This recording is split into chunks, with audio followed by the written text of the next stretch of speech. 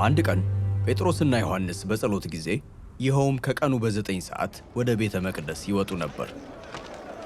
ወደ ቤተ መቅደስ ከሚገቡት ሰዎች ምጽዋት እንዲለምን ሰዎች በየዕለቱ ተሸክመው ውብ በተባለው የቤተ መቅደስ መግቢያ በር ላይ የሚያስቀምጡት አንድ ከተወለደ ጀምሮ ሽባ የሆነ ሰው ነበረ። እርሱም ጴጥሮስና ዮሐንስ ወደ ቤተ መቅደስ ሲገቡ አይቶ ምጽዋት ለመናቸው። ጴጥሮስም ከዮሐንስ ጋር ወደ እርሱ ትኩር ብሎ አየውና እስኪ ወደኛ ተመልከት አለው። ሰውየውም ከእነርሱ አንድ ነገር ለማግኘት አስቦ በትኩረት ተመለከታቸው። ጴጥሮስ ግን እኔ ብርና ወርቅ የለኝም፣ ነገር ግን ያለኝን እሰጥሃለሁ። በናዝሬቱ በኢየሱስ ክርስቶስ ስም ተነስተህ በእግርህ ተመላለስ አለው። ቀኝ እጁንም ይዞ አስነሳው። ወዲያውም እግሩና ቁርጭምጭሚቱ በረታ። ዘሎም ቀጥ ብሎ ቆመ፣ መራመድም ጀመረ። ወዲህና ወዲያ እየሄደና እየዘለለም እግዚአብሔርን እያመሰገነ ከእነርሱ ጋር ወደ ቤተ መቅደሱ አደባባይ ገባ። ሕዝቡም ሁሉ እየተራመደና እግዚአብሔርን እያመሰገነ ሲመላለስ ባዩት ጊዜ ይህ ሰው ቀደም ሲል ውብ በተባለው የቤተ መቅደስ መግቢያ በር ላይ ተቀምጦ ምጽዋት ይለምን የነበረው እርሱ መሆኑን አወቁ። በእርሱ ላይ ከተፈጸመውም ነገር የተነሳ በመደነቅና በመገረም ተሞሉ። የተፈወሰውም ሰው ከጴጥሮስና ዮሐንስ ጋር ጥብቅ ብሎ አብሯቸው ሳለ ሕዝቡ ሁሉ በመገረም እነርሱ ወደ ነበሩበት የሰሎሞን መመላለሻ ወደ ተባለው ስፍራ እየሮጡ መጡ።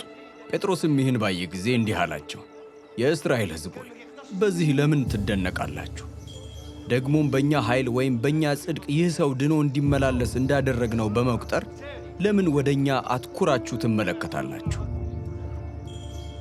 የአባቶቻችን አምላክ የአብርሃም አምላክ የይስሐቅ አምላክ የያዕቆብ አምላክ ብላቴናውን ኢየሱስን አከበረው። እናንተ ግን እንዲሞት አሳልፋችሁ ሰጣችሁት። ጲላጦስ ሊፈታው ቢፈልግም እናንተ በእርሱ ፊት ካዳችሁት። ቅዱሱንና ጻድቁን ክዳችሁ ነፍሰ ገዳዩ እንዲፈታላችሁ ለመናችሁ። የሕይወት መገኛ የሆነውን ገደላችሁት። እግዚአብሔር ግን ከሙታን አስነሳው። እኛም ለዚህ ምስክሮች ነን። ይህ የምታዩትና የምታውቁት ሰው የበረታው በኢየሱስ ስም በማመን ነው። ሁላችሁም እንደምታዩት ፍጹም ፈውስ እንዲያገኝ ያደረገው የኢየሱስ ስምና በእርሱ አማካይነት የሚገኘው እምነት ነው።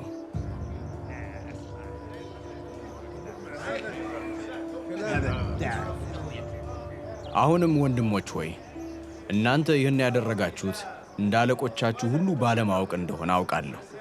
እግዚአብሔር ግን የእርሱ የሆነው ክርስቶስ መከራን እንዲቀበል አስቀድሞ በነቢያቱ ሁሉ አፍ የተናገረውን ፈጽሟል።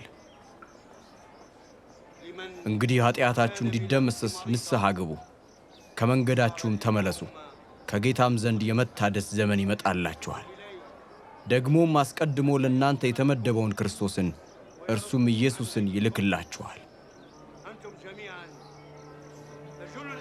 እግዚአብሔር አስቀድሞ በቅዱሳን ነቢያቱ አፍ እንደተናገረ ሁሉን ነገር እስከሚያድስበት ዘመን ድረስ እርሱ በሰማይ ይቆይ ዘንድ ይገባል። ሙሴም እንዲህ ብሏል፣ ጌታ አምላካችሁ እንደኔ ያለ ነቢይ ከወንድሞቻችሁ መካከል ያስነሳላችኋል። እርሱ የሚነግራችሁን ሁሉ ስሙት። ያን ነቢይ የማትሰማ ነፍስ ሁሉ ከሕዝቡ መካከል ተለይታ ትጥፋ። በእርግጥም ከሳሙኤል ጀምሮ የተነሱት ነቢያት ሁሉ ስለ እነዚህ ጊዜያት ተናግረዋል። እናንተም የነቢያት ልጆች ናችሁ። ደግሞም እግዚአብሔር ለአብርሃም በዘርህ የምድር ወገኖች ሁሉ ይባረካሉ ብሎ የገባው ኪዳን ወራሾች ናችሁ። እግዚአብሔር ብላቴናውን ባስነሳ ጊዜ እያንዳንዳችሁን ከክፋታችሁ መልሶ ይባርካችሁ ዘንድ አስቀድሞ ወደ እናንተ ላከው።